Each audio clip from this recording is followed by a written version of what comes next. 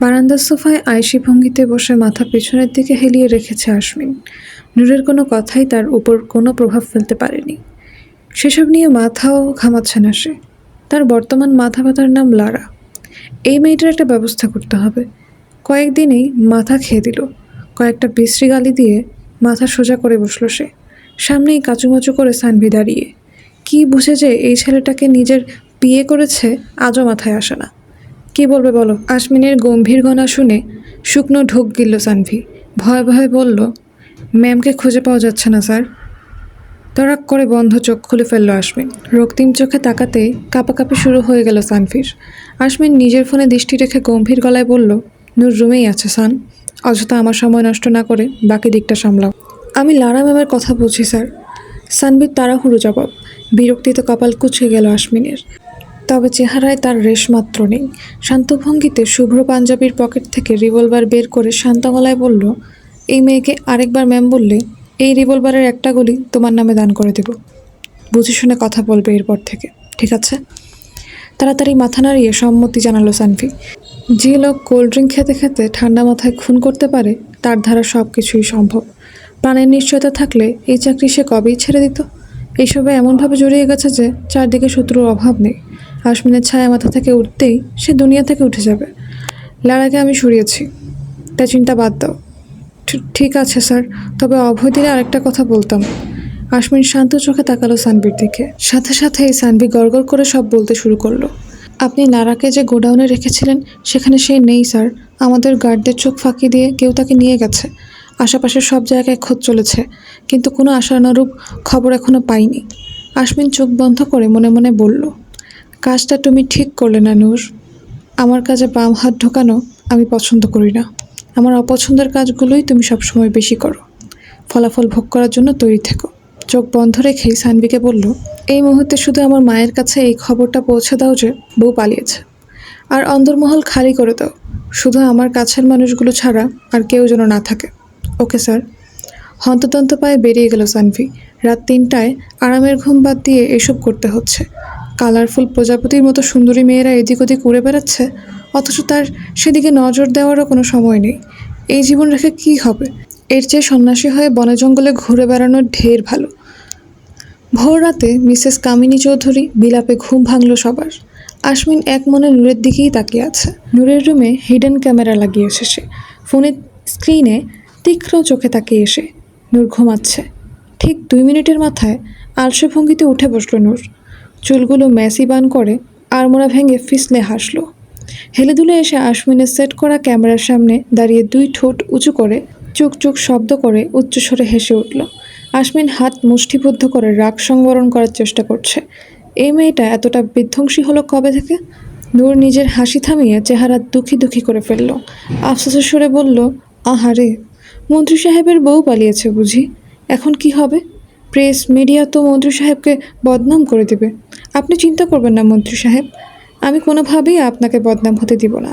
আমি ওয়াদা করেছিলাম তো, আপনার বিপদে আপনার পাশে থাকবো। Look, I am here. Noor room থেকে বেরিয়ে যাওয়ার 10 মিনিটের মাথায় সমস্ত শোরগোল থেমে গেল। পুরোদমে বিয়ের প্রস্তুতি শুরু হয়ে গেল। বিশাল বাগানের মধ্যে বরের গোসলের প্রস্তুতি চলছে। এক সাইডে নূরের ব্যান্ড একের পর এক গান পারফর্ম করে যাচ্ছে।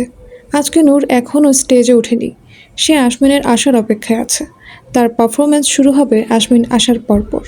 কয়েক মুহূর্ত পরে আশমিন উপস্থিত হলো বাগানে। শুভ্র পাঞ্জাবিতে রাজকুমারের মতো লাগছে তাকে। হলদেটে গায়ের সাথে পাঞ্জাবিটা অসাধারণভাবে মানিয়ে গিয়েছে। তার তীক্ষ্ণ দৃষ্টি নূরের দিকেই স্থির। নূর মাছি তাড়ানোর মতো হাত নাড়ল। আশমিন বাঁকা হেসে গোসলের জন্য নির্ধারিত জায়গায় গিয়ে দাঁড়াতেই মহিলারা তাকে আবারও হলুদ মাখিয়ে দিল। স্টেজে তখন শুভবিবাহ গান বাজছে। আমজাদ চৌধুরী হাঁক ডেকে নূরকে বলল, এদিকে আয় তো তেহজিব মা, আশমিনকে হলুদ লাগিয়ে দেয়। নূর শয়তানি হেসে হাত ভর্তি হলুদ নিয়ে এলো। নূরকে আসতে দেখে মহিলারা একপাশে হয়ে দাঁড়িয়ে গেল। আশমিন শান্ত চোখে নূরের দিকে তাকিয়ে।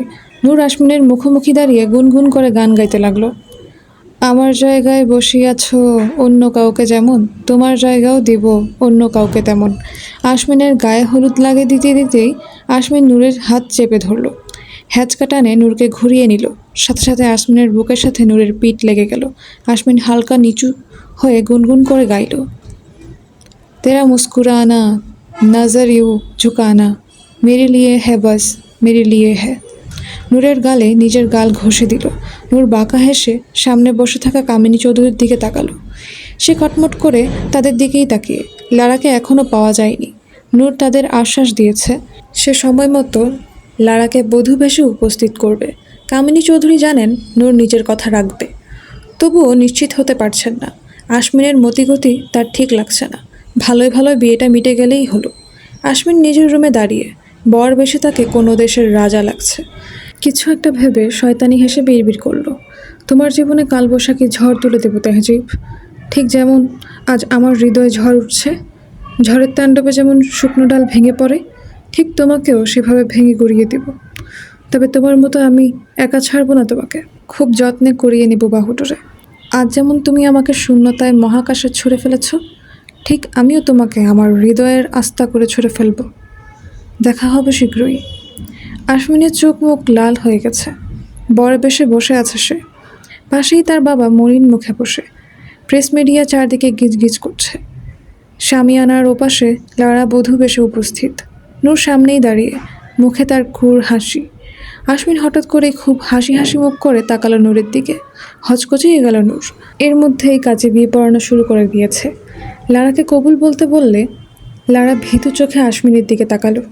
আশমিন হাসি মুখে তার দিকে তাকিয়ে ইশারায় কবুল বলতে বলল। লারা কাপা কাপা গলায় কবুল বলে দিল। আমজাদ চৌধুরী মুখ কালো করে ফেলল।